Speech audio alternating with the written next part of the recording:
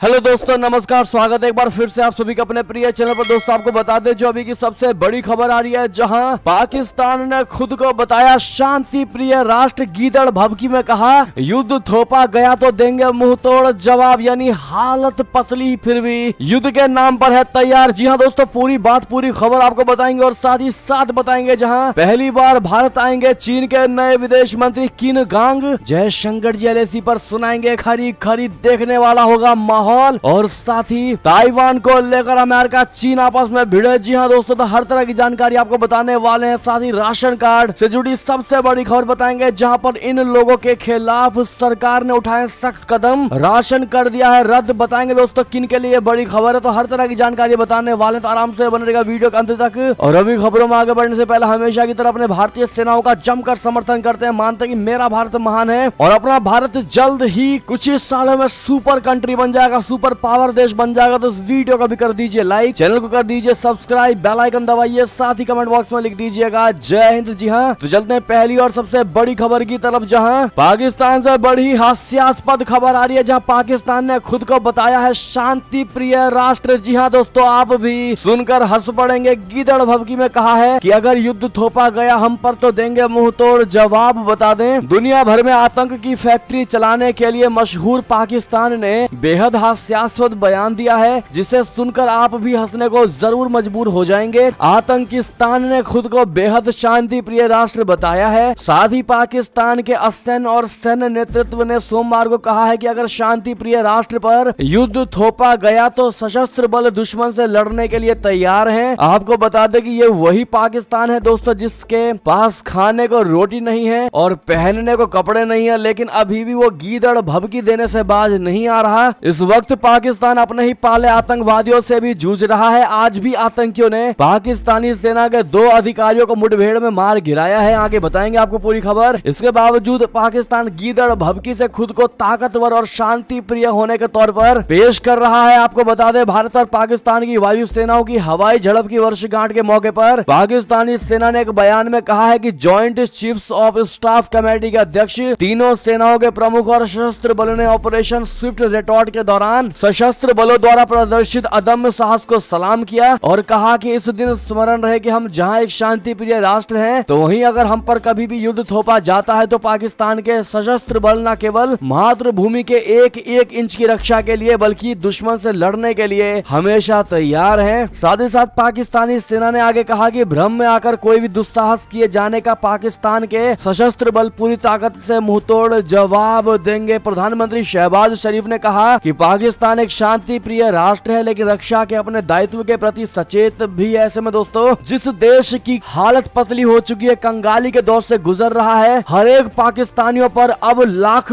से बढ़कर के करोड़ों का कर्ज पहुंच चुका है दोस्तों, वो पाकिस्तान युद्ध के नाम पर बड़ा ही एक्टिव हो जाता है और कह रहा है कि हम मुंहतोड़ जवाब देने को तैयार है अगर हम पर युद्ध थोपा गया तो। बहरहाल दोस्तों, खाने को रोटी नहीं लेकिन युद्ध के नाम पर पाकिस्तान की इस हिम्मत को तो देखिए और जुबान को देखिए दोस्तों। बहरहाल इस पर आपकी जो भी निजी राय हो, कहावत है कि रस्सी जल गई पर बल नहीं गया, वही वाली स्थिति अभी पाकिस्तान की होती नजर आ रही है दोस्तों। बहरहाल ऐसे में आपका जवाब तो बनता ही है, देखते हैं क्या कहती है हमारी भारत की प्रिय जनता। लेकिन दोस्तों साथ ही साथ इस वीडियो को शेयर करना मत भूलेगा ताकि हर कोई अपना मधुर विचार रख सके। चलते हैं अगली बड़ी खबर की तरफ, जहां G20 को लेकर भारत से बड़ी खबर। पहली बार भारत आएंगे चीन के नए विदेश मंत्री किन गांग। जयशंकर जी एलएसी पर सुनाएंगे खरी खरी। बता दें चीन के विदेश मंत्री किन गांग इस सप्ताह भारत की यात्रा करेंगे और 2 मार्च को G20 समूह के विदेश मंत्रियों की बैठक में हिस्सा लेंगे। विदेश मंत्रालय ने मंगलवार को यह जानकारी दी है। वर्ष 2019 में सीमा तंत्र के विषय पर विशेष प्रतिनिधियों की वार्ता में शामिल होने के लिए पूर्ववर्ती वांग यी की नई दिल्ली की यात्रा के बाद किसी चीनी विदेश मंत्री की ये पहली भारत की यात्रा होगी। वांग और राष्ट्रीय सुरक्षा सलाहकार अजीत डोभाल विशेष प्रतिनिधि थे। अपने भारतीय समकक्ष मंत्री एस जयशंकर के निमंत्रण पर विदेश मंत्री किन गांग भारत आ रहे हैं। ऐसा माना जा रहा है कि जयशंकर जी इस दौरान चीनी समकक्ष को वास्तविक नियंत्रण रेखा के बारे में 2 टूक संदेश दे सकते हैं। लेकिन साथ ही साथ ये भी माना जा रहा है कि दोस्तों भारत ने हमेशा अतिथियों का सम्मान किया है, तो हमारे हिसाब से किंग यांग को भारत में आने के बाद उनको माफ किया जाएगा और बाहर कभी उनको इस मुद्दे पर जरूर छेड़ा जाएगा। बहरहाल आपको क्या लगता है दोस्तों, अपनी राय अवश्य दीजिएगा। लेकिन आपको बता दें यहाँ की गई घोषणा के अनुसार अपने भारतीय समकक्ष मंत्री जयशंकर जी के निमंत्रण पर विदेश मंत्री किन गांग 2 मार्च को नई दिल्ली में G20 G20 विदेश मंत्रियों की बैठक में भाग लेंगे। मई 2020 में पूर्वी लद्दाख में सैन्य गतिरोध होने के बाद से दोनों देशों के बीच संबंधों में लगभग शिथिलता आई है। गतिरोध को दूर करने के लिए दोनों देशों ने सैन्य कमांडर स्तर की 17 उच्च स्तरीय वार्ताएं की है और भारत का कहना है कि जब तक सीमावर्ती क्षेत्रों में शांति नहीं होगी तब तक चीन के साथ उसके संबंध सामान्य नहीं होंगे। बहरहाल दोस्तों, चीनी विदेश मंत्री के भारत आने को लेकर आपकी क्या राय होने वाली है, कमेंट में लिखकर अवश्य बताइएगा। चलते हैं और बड़ी खबर की तरफ, जहां चीन ने दी जो बाइडेन को सीधी धमकी, कहा ताइवान पर अमेरिका ने नहीं बदला रास्ता तो चुकानी होगी उससे बड़ी कीमत। जी हां, ताइवान को लेकर चीन ने अमेरिका को कड़ी चेतावनी दी है। चीन के विदेश मंत्रालय के एक प्रवक्ता ने मंगलवार को कहा कि ताइवान का सवाल चीन का आंतरिक मामला है। अमेरिका के लिए समय आ गया है कि वो किनारे पर चलना बंद करें, रणनीति का इस्तेमाल बंद करें और ताइवान पर भ्रम पैदा करना व दुनिया को गुमराह करने की कोशिश न करें। प्रवक्ता माओ निंग ने ताइवान पर अमेरिकी विदेश मंत्री एंटनी ब्लिंकन की हाल की टिप्पणी के जवाब में ये चेतावनी दी है। कहा है कि अगर अमेरिका रास्ता बदलने से इनकार करता है और गलत रास्ते पर चला जाता है तो इसके वास्तविक परिणाम होंगे। चीन ने कहा है कि अमेरिका को इसके बदले में बड़ी कीमत चुकानी पड़ेगी। अंतर्राष्ट्रीय मीडिया रिपोर्टों के अनुसार ड्रैगन ने कहा है कि चीन पर एंटनी ब्लिंकन की टिप्पणी बिल्कुल गैर जिम्मेदाराना और बेतुकी है। चीन इसका दृढ़ता से विरोध करता है। बीजिंग का कहना है कि ऐसा लगता है कि ताइवान मुद्दे पर अमेरिकी राजनयिक के लिए इतिहास के कुछ सबक जरूरी है। चीनी प्रवक्ता ने जोर देकर कहा कि ताइवान चीन का अभिन्न हिस्सा है। एक चीन सिद्धांत अंतर्राष्ट्रीय संबंधों में सार्वभौमिक रूप से मान्यता प्राप्त मानदंड है। ऐसे में दोस्तों, बात विवाद का दौर लगातार चाइना और अमेरिका के बीच जारी है। बहरहाल इस पर आपकी जो भी निजी राय हो। चलते हैं अगली बड़ी खबर की तरफ, जहां पाकिस्तानी सेना पर बड़ा आतंकवादी हमला, सेना के 2 अधिकारियों को गोलियों से भुना। उत्तरी वजीरिस्तान में हुई ये बड़ी घटना। जी हां, पाकिस्तान में लगातार आतंकवादी हमलों के जरिए सुरक्षा बलों को निशाना बनाया जा रहा है। आज से पहले दोस्तों, पाकिस्तान दुनिया पर आतंकी हमले करवाता था। भारत इसका जीता जागता सबूत है दोस्तों। और आज जब पाकिस्तान की हालत पस्त हो चुकी है, आज जब गर्त में जा चुका है पाकिस्तान, तो वही आतंकवादी आज पाकिस्तान के सुरक्षा एजेंसियों को, सुरक्षा कर्मियों को, सुरक्षा अधिकारियों को निशाना बना रहे हैं और दाग रहे हैं उन पर गोलियां। जी हां, अफगानिस्तान की सीमा से लगे देश के अशांत उत्तर पश्चिमी क्षेत्र में एक सुरक्षा जांच चौकी पर हथियारबंद आतंकवादियों ने सोमवार यानी 27 फरवरी को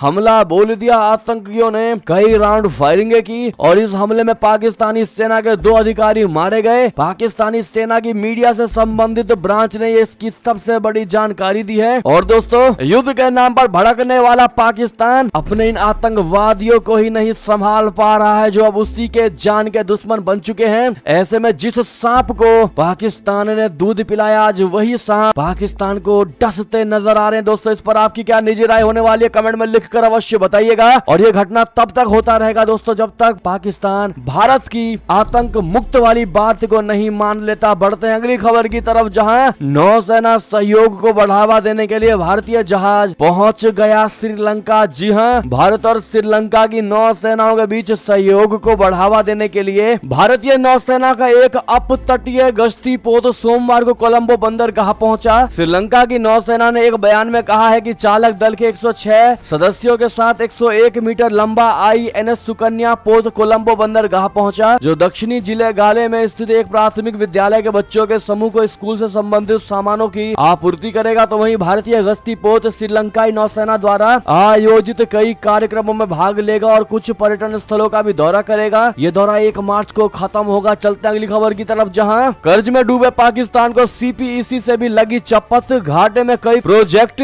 तो कुछ चालू ही नहीं। जी हां, खस्ता हाल पाकिस्तान पर से उसके खास दोस्त चीन का भी विश्वास उठ रहा है। दिवालिया हो रहा है पाकिस्तान। अब चीन पाकिस्तान आर्थिक गलियारे प्रोजेक्ट में अपना हाथ जलाना नहीं चाहता। इसे देखते हुए चीन को भी एहसास हो गया है कि पाकिस्तान में भी श्रीलंका जैसा हाल होने वाला है। मौजूदा परिस्थितियों के कारण जनता कभी सड़क पर आ सकती है। जी हां, पाकिस्तान में तैयार की जा रही चीन पाकिस्तान आर्थिक गलियारा परियोजना भी अब धीरे धीरे ठंडे बस्ते में जा रहा है। जब प्रोजेक्ट की शुरुआत हुई थी तो इसे पाकिस्तान की समृद्धि का प्रतीक माना जा रहा था, मगर अब आलम यह है कि इस प्रोजेक्ट के तहत कई काम अभी शुरू नहीं हुए हैं, जबकि कुछ प्रोजेक्ट्स को जो चल रहे हैं दोस्तों उनमें देनदारियां ज्यादा हो गई हैं और चीन को घाटा भी हो रहा है। बढ़ते हैं दोस्तों एक और खबर की तरफ, जहां युद्ध खत्म करने को क्या तैयार है रशिया। रखी ऐसी शर्त कि और भड़क जाएगा यूक्रेन। बता दे यूक्रेन युद्ध को 1 साल से भी ज्यादा का समय हो गया है, लेकिन कोई पुख्ता हल नहीं निकलता दिखाई दे रहा। मंगलवार को रशिया ने यूक्रेन के साथ बातचीत की बात कही है, लेकिन इस दौरान पुतिन प्रशासन ने ऐसी शर्त रख दी है कि जिसे सुनकर यूक्रेन और ज्यादा भड़क जाएगा। दरअसल रशिया ने मंगलवार को एक बार फिर से अपनी पुरानी बात को दोहराया है। रशिया ने कहा है कि वो यूक्रेन युद्ध खत्म करने के वास्ते बातचीत के लिए तैयार है, लेकिन उन क्षेत्रों को वापस नहीं देगा जिन्हें उसने यूक्रेन से अलग किया है। रूसी प्रवक्ता दिमित्री पेस्कोव ने संवाददाताओं से कहा है कि रशिया ने कभी भी यूक्रेनी क्षेत्रों में अपने दावों को नहीं छोड़ा है। रशिया ने पिछले साल घोषणा की थी कि उसने जनमत संग्रह के बाद यूक्रेन के 4 बड़े क्षेत्रों को अलग कर दिया है। यूक्रेन और पश्चिमी देशों ने रूस के इस दावे को सिरे से खारिज किया है। रशिया ने कहा कि कुछ वास्तविकताएं हैं जो पहले से ही एक आंतरिक मुद्दा बन चुकी हैं। मेरा मतलब नए इलाकों से है। रशिया संघ का संविधान वहां लागू होता है और इसे नजरअंदाज नहीं किया जा सकता है। रूस कभी भी इस पर समझौता नहीं करेगा और यही सच्चाई है। ऐसे में दोस्तों इस बात को सुनकर युद्ध तो खत्म नहीं होगा, लेकिन युद्ध में 4 चांद और लग जाएंगे। जी हाँ दोस्तों, यूक्रेन जरूर भड़केगा। चलते हैं अगली खबर की तरफ, जहां रशिया यूक्रेन युद्ध में परमाणु हथियारों के इस्तेमाल की आशंका। CIA के प्रमुख ने कहा भारत और चीन का विरोध इसमें बहुत जरूरी है। जी हाँ, अमेरिकी खुफिया एजेंसी CIA के मुखिया बिल बिन्स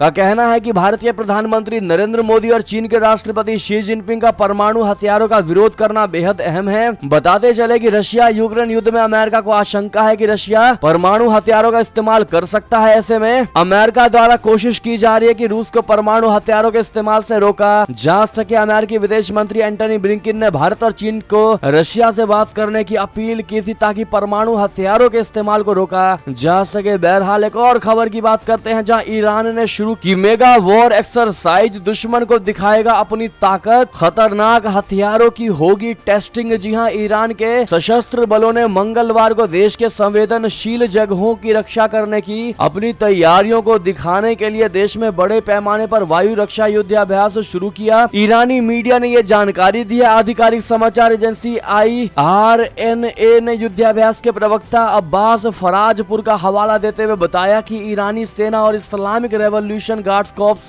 के बलों ने मोडाफियन असमान वेलायत 1401 ड्रिल में हिस्सा लिया, जो ईरानी हवाई क्षेत्र के 2/3 हिस्से में है। समाचार एजेंसी शिन्हुआ की रिपोर्ट के हवाले से फराजपुर ने कहा है कि ये वायु रक्षा प्रणालियों की गतिशीलता और एक निष्क्रिय रक्षा परिदृश्य में परिचालन बलों की प्रक्रिया की गति का परीक्षण करेगा। साथ ही साथ एक और खबर बता दें, जहां भारत में होने वाली G20 की अहम बैठक में हिस्सा नहीं लेंगे जापानी विदेश मंत्री। अपने ही घर में शुरू हुआ विरोध। जी हां, जापान के विदेश मंत्री योशिमासा हायाशी बुधवार से भारत में शुरू हो रही G20 देशों के विदेश मंत्रियों की बैठक में शामिल नहीं होंगे। दरअसल जापान की संसद में बजट को लेकर चर्चाएं होनी है और माना यह जा रहा है कि उसी वजह से जापानी विदेश मंत्री ने G20 की बैठक के लिए अपना भारत दौरा रद्द कर दिया है। हालांकि अभी तक ये साफ नहीं है कि जापानी विदेश मंत्री शुक्रवार को होने वाली क्वाड देशों की बैठक में शामिल होंगे या नहीं। जापानी मीडिया की रिपोर्ट्स के अनुसार जापान के विदेश मंत्री की जगह एक उप मंत्री इस बैठक में शिरकत कर सकते हैं। जापानी सरकार के इस कदम का घर में ही विरोध शुरू हो गया है। जापानी मीडिया का कहना है कि जब जापान चीन के खिलाफ अपनी सुरक्षा को मजबूत करने में जुटा है और भारत के साथ साझेदारी को मजबूत कर रहा है, साथ ही रशिया और यूक्रेन का युद्ध चल रहा है, ऐसे वक्त में जापान के विदेश मंत्री का G20 की बैठक में हिस्सा न लेना G20 देशों में गलत संदेश देगा। जापान के कई जनप्रतिनिधियों और वहां की जनता का भी मानना है कि विदेश मंत्री भारत में हो रही G20 की बैठक में शामिल न होकर एक अच्छा अवसर खो रहे हैं। चलते हैं दोस्तों अगली बड़ी खबर की तरफ, जहां पाकिस्तान ने IMF की मानी एक और शर्त, जल्द ही अपनी ब्याज दरों में कर सकता है 200 बेसिस पॉइंट्स की बढ़ोतरी। जी हां दोस्तों, आर्थिक संकट से जूझ रहे पाकिस्तान ने इंटरनेशनल मॉनेटरी फंड यानी IMF की एक और शर्त मान ली है। समाचार एजेंसी रॉयटर्स के मुताबिक पाकिस्तान का सेंट्रल बैंक जल्द ही अपनी ब्याज दरों में 200 बेसिस पॉइंट्स की बढ़ोतरी कर सकता है। बात करें एक और खबर की, जहां आतंकवाद के खिलाफ भारत ने किया बेहतरीन काम। अमेरिकी सरकार की रिपोर्ट में हुई भारत की जमकर तारीफ। जी हां, भारत सरकार ने आतंकवाद के खिलाफ बेहतरीन काम किया है। अमेरिकी सरकार की एक रिपोर्ट में ऐसा दावा किया गया है। रिपोर्ट में कहा गया है कि भारत ने आतंकवादी संगठनों को पहचानने, उन्हें तबाह करने और आतंकवाद के खतरे को कम करने की दिशा में शानदार काम किया है। अमेरिका के ब्यूरो ऑफ काउंटर टेररिज्म की report country reports on terrorism 2021 Bharat के अनुसार भारत में केंद्र शासित प्रदेश जम्मू कश्मीर, उत्तर पूर्वी राज्य, मध्य भारत के कुछ इलाके आतंकवाद प्रभावित में हैं। रिपोर्ट के अनुसार लश्कर तैयबा, जैश ए मोहम्मद, हिजबुल मुजाहिदीन, ISIS, अलकायदा, जमात उल मुजाहिदीन, जमात उल मुजाहिदीन बांग्लादेश जैसे आतंकी संगठन सक्रिय हैं। ऐसे में रिपोर्ट में दावा किया गया है कि साल 2021 में जम्मू कश्मीर में 153 आतंकी हमले हुए, जिनमें 45 सुरक्षा बलों के जवानों के बलिदान, 36 आम नागरिकों और 193 आतंकियों समेत कुल 274 लोगों की मौतें हुई हैं। साथ ही साथ रिपोर्ट में इस बात का भी जिक्र किया गया है कि किस तरह से भारतीय सेना आतंकवाद प्रभावित जम्मू कश्मीर में लोक कल्याणकारी कामों में लगी हुई है। इनमें स्कूल चलाना, मेडिकल कैंप लगाना और युवाओं को ट्रेनिंग देने समेत उन्हें रोजगार दिलाने जैसे काम शामिल है, जिससे युवाओं को कट्टरपंथी बनने से रोका जाए। बहरहाल भारत की जमकर तारीफ अमेरिका की इस रिपोर्ट में की गई है। दोस्तों ऐसे में थैंक यू कहना मत भूलेगा इस रिपोर्ट को। साथ ही साथ बड़ी खबर बता दें, जहां फिर संकट में भारत का पड़ोसी देश नेपाल। आखिर क्यों नेपाल में मची है राजनीतिक उथल पुथल, बता दें। भारत के करीबी सहयोगी भूटान और बांग्लादेश के अलावा भारतीय उपमहाद्वीप के सभी देश राजनीतिक उथल पुथल से जूझ रहे हैं और गंभीर आर्थिक संकट का सामना कर रहे हैं। राजनीतिक संकट की इस लिस्ट में शामिल होने वाला नेपाल ताजा देश है। 28 मई 2008 को नवनिर्वाचित संविधान सभा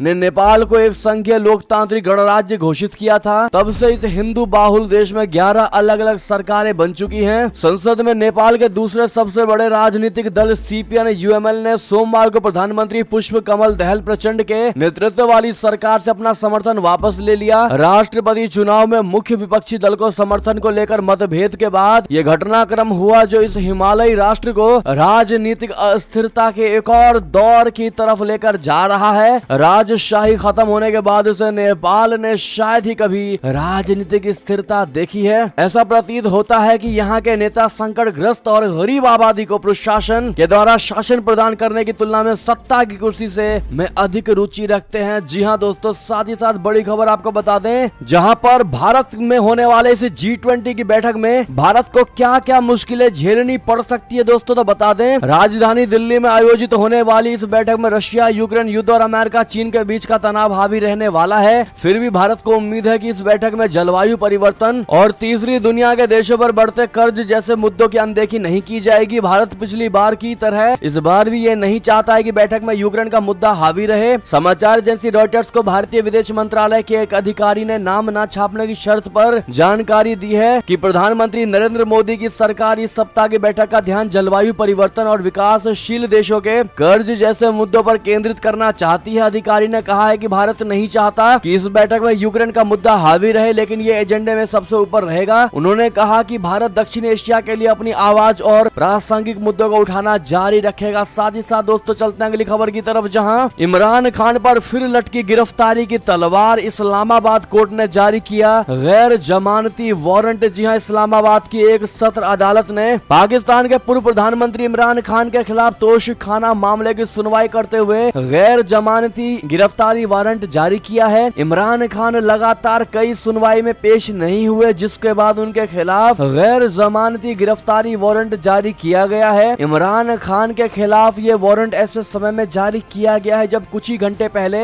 उन्हें प्रतिबंधित धन के इस्तेमाल और आतंकवाद से संबंधित 2 अन्य मामलों में जमानत मिली थी। वो इस्लामाबाद के न्यायिक परिसर में बड़ी संख्या में पार्टी कार्यकर्ताओं के साथ अदालत में पेश हुए थे। PTI प्रमुख को कल इस्लामाबाद की अदालतों में 4 अलग अलग मामलों में व्यक्तिगत रूप से पेश होना था। चलते अगली खबर की तरफ, जहां अब कनाडा में भी टिकटॉक के खिलाफ बड़ा एक्शन। सरकारी डिवाइस पर वीडियो ऐप को किया गया है बैन। जी हां दोस्तों, कनाडा सरकार ने short form video application TikTok को आधिकारिक इलेक्ट्रॉनिक उपकरणों से ब्लॉक कर दिया है। CNN ने बताया कि सरकार ने साइबर सुरक्षा चिंताओं के मद्देनजर शॉर्ट फॉर्म वीडियो एप्लीकेशन पर प्रतिबंधों की ये नवीनतम घोषणा की है। CNN के मुताबिक प्रतिबंध मंगलवार से प्रभावी होगा। कनाडा सचिवालय के ट्रेजरी बोर्ड के एक बयान के अनुसार सरकार द्वारा जारी किए गए उपकरणों को टिकटॉक डाउनलोड करने से रोक दिया जाएगा और एप्लीकेशन के मौजूदा इंस्टॉलेशन को हटा दिया जाएगा। बयान में कहा गया है कि टिकटॉक की समीक्षा के बाद कनाडा के मुख्य सूचना अधिकारी ने निर्धारित किया है कि यह गोपनीयता और सुरक्षा के लिए अस्वीकार्य स्तर का जोखिम प्रस्तुत करता है। बहरहाल दोस्तों, देर से ही सही आखिर कनाडा ने भी एक्शन ले लिया है टिकटॉक पर, क्योंकि भारत वो देश है जिसने सबसे पहले टिकटॉक को बैन किया है दोस्तों। और भारत जो कार्य करता है बाकी देशों को वो कार्य करना ही पड़ता है। जी हाँ दोस्तों। ऐसे में हमें गर्व है कि हम भारतीय कहना मत भूलिएगा और लॉन्ग लिव मोदी जी कहना मत भूलिएगा। चलते हैं और खबर की तरफ, जहां सिसोदिया ने सीएम केजरीवाल को भेजा 3 पन्नों का इस्तीफा, जिसमें लिखा था पिता की सीख का जिक्र, पीएम मोदी पर निशाना। जी हां, दिल्ली की शराब नीति के मामले में अरेस्ट मनीष सिसोदिया ने मंगलवार को मंत्री पद से इस्तीफा दे दिया। सीएम अरविंद केजरीवाल को लिखे 3 पन्नों के इस इस्तीफे में उन्होंने अपने पिता का जिक्र किया। इसके अलावा उन्होंने प्रधानमंत्री नरेंद्र मोदी पर भी निशाना साधने की कोशिश की। उन्होंने लिखा, दिल्ली के लोग अच्छी तरह जानते हैं कि पिछले 8 साल तक दिल्ली सरकार के मंत्री के रूप में मैंने पूरी ईमानदारी से काम किया। मेरे स्वर्गीय पिता ने मुझे अपना काम हमेशा ईमानदारी और निष्ठा के साथ पूरा करने की शिक्षा दी थी। उन्होंने आगे लिखा कि जब मैं 6वीं क्लास में पढ़ता था तब मेरे पिता ने मुझे भगवान श्री कृष्ण की एक बहुत ही सुंदर तस्वीर फ्रेम कराकर मेरे बिस्तर के सामने लगाई थी और इस तस्वीर के नीचे उन्होंने एक वाक्य लिखा था, अपने काम को ईमानदारी और निष्ठा से पूर्ण करना ही सच्ची कृष्ण पूजा है। बहरहाल दोस्तों, ये तो रही ज्ञान की बात है। बहरहाल इनकी बातों में कितनी सच्चाई है वो तो सीबीआई के रिपोर्ट में पता चल ही जाएगा। बहरहाल इनकी गिरफ्तारी को लेकर आपकी जो भी निजी राय हो लिखकर अवश्य बताइएगा। चलते हैं एक और बड़ी खबर की तरफ, जहां योगी जी के तू तड़ाक पर अखिलेश का सीएम योगी को जवाब। कहा, अगर कोई किसी के पिता के बारे में बोलेगा तो पूरी बात आपको बता दें। जहां उत्तर प्रदेश विधानसभा में बजट पर चर्चा के दौरान समाजवादी पार्टी के राष्ट्रीय अध्यक्ष अखिलेश यादव ने कहा कि नेता सदन ने किसी के पिता के बारे में अगर सदन में कहा तो स्वाभाविक है कि दूसरा भी पिता पर कहेगा। ये परंपरा छोड़नी होगी। ऐसी शिक्षा नेताजी यानी मुलायम सिंह यादव ने मुझे नहीं दी है। गौरतलब है कि पिछले कुछ दिनों राज्यपाल के अभिभाषण पर धन्यवाद प्रस्ताव के दौरान सीएम योगी आदित्यनाथ और अखिलेश के बीच तू तड़ाक की नौबत आ गई थी। नेता प्रतिपक्ष अखिलेश यादव ने कहा कि अगर आप परंपराओं पर चलना चाहते हैं तो आपको परंपरा मानना होगा। आपने कई रीति रिवाज का पालन नहीं किया है। नेता सदन ने कुछ बोला था जो कि फ्लोर पर नहीं आना चाहिए। किसी के पिता के बारे में कोई कहेगा तो दूसरा भी बोलेगा। अगर आप परंपरा की बात करेंगे तो आपने भी कई रीति रिवाज को नहीं माना, जिसके बारे में हम चर्चा नहीं करना चाहते हैं क्योंकि नेताजी ने हमें ऐसा शिक्षा नहीं दिया है। बहरहाल दोस्तों, योगी जी के बयान पर गुस्से में दिखाई दिए हैं अखिलेश यादव और उन्होंने योगी जी के बात का जवाब दिया है। बहरहाल दोस्तों, योगी जी ने अतीक अहमद पर जो जवाब दिया था, अखिलेश यादव और उनकी पार्टी को कहा था कि इन्होंने ही उस आतंकी को पोषित किया है। दोस्तों, अगर आप भी मानते हैं कि बिल्कुल सही जवाब दिया गया है तो अपनी राय अवश्य दीजिएगा। बहरहाल एक और खबर की बात करते हैं, जहां उपराष्ट्रपति ने बीबीसी और जॉर्ज सोरस पर साधा निशाना। कहा, क्या आप सुप्रीम कोर्ट को नीचा दिखा सकते हैं? जी हां, प्रधानमंत्री नरेंद्र मोदी को लेकर बनी बीबीसी की विवादित डॉक्यूमेंट्री पर आश्चर्य व्यक्त करते हुए उपराष्ट्रपति जगदीप धनखड़ ने मंगलवार को कहा कि क्या अभिव्यक्ति के नाम पर कोई सुप्रीम कोर्ट और 2 दशक की गहन जांच को खारिज कर सकता है? धनखड़ ने कहा कि भारत में एक मजबूत कानूनी प्रणाली है। उपराष्ट्रपति ने नरेंद्र मोदी पर बीबीसी के डॉक्यूमेंट्री का परोक्ष रूप से जिक्र करते हुए कहा कि 2 दशकों तक मुद्दे पर न्यायिक दायरे में विचार विमर्श किया गया, सभी स्तरों पर गहन जांच की गई। देश की सबसे बड़ी अदालत ने आखिरकार 2022 में सभी मोर्चों पर फैसला सुनाया और हमारे यहाँ एक डॉक्यूमेंट्री के जरिए एक विमर्श तय किया जा रहा है। कुछ लोग कहते हैं कि ये अभिव्यक्ति है। जी हाँ, साथ ही साथ दोस्तों, अंतिम खबर की बात करें, जहां फ्री राशन लेने वालों की आई मुसीबत, सरकार का सख्त कदम, इन लोगों के राशन कार्ड हुए रद्द। जी हां, अगर आप इस सरकार की फ्री राशन योजना के तहत हर महीने राशन लेते हैं तो ये खबर आपके काम की है। सरकार की तरफ से अपात्र राशन कार्ड धारकों के खिलाफ अभियान चलाया जा रहा है। इसी के तहत पिछले दिनों हरियाणा में 9 लाख राशन कार्ड रद्द कर दिए गए हैं। मुख्यमंत्री मनोहर लाल खट्टर ने इस बारे में जानकारी देते हुए कहा कि राज्य सरकार ने पिछले साल बजट के दौरान की गई 80% घोषणाओं को पूरा कर दिया है। अप्रैल 2023 से बजट के नए प्रस्तावों प्रावधानों पर काम शुरू कर दिया जाएगा। जी हां, मुख्यमंत्री मनोहर लाल खट्टर ने कहा कि तकनीक के इस्तेमाल से सुविधाओं को ऑनलाइन और अंत्योदय पर जोर दिया जा रहा है ताकि पात्र लोगों को योजनाओं का फायदा मिल सके। सीएम ने बताया कि पीपीजी के जरिए 12 लाख नए राशन कार्ड तैयार किए गए हैं। 9 लाख फर्जी राशन कार्ड को रद्द कर दिया गया। ऐसे में दोस्तों, जो भी अपात्र राशन कार्ड धारक है, जो गलत तरीके से राशन ले रहे हैं, उनके लिए ये बहुत बुरी खबर है। बहरहाल, क्या आपके नजर में भी ऐसे लोग हैं दोस्तों जो वास्तव में ऐसे गलत कार्य भी करते हैं? अपनी राय अवश्य दीजिएगा, आपका क्या कहना है ऐसे में। और ये थी अब तक की सारी बड़ी खबरें। आपको हमारी खबर कैसी लगी? आशा करता हूँ बहुत अच्छी लगी होगी। अगर थोड़ी भी अच्छी लगी है तो इस वीडियो का भी अपने भाई बंधुओं में व्हाट्सएप, फेसबुक, ट्विटर के जरिए पूरे भारत में शेयर करना बिल्कुल मत भूलिएगा। और अभी कर दीजिए इस वीडियो को लाइक, चैनल कर दीजिए सब्सक्राइब, बेल आइकन दबाइए, साथ ही कमेंट बॉक्स में लिख दीजिएगा जय हिंद जय भारत। तो मिलते हैं आप अगली बड़ी खबर में, तब तक के लिए आप सभी का बहुत बहुत धन्यवाद। जय हिंद जय भारत।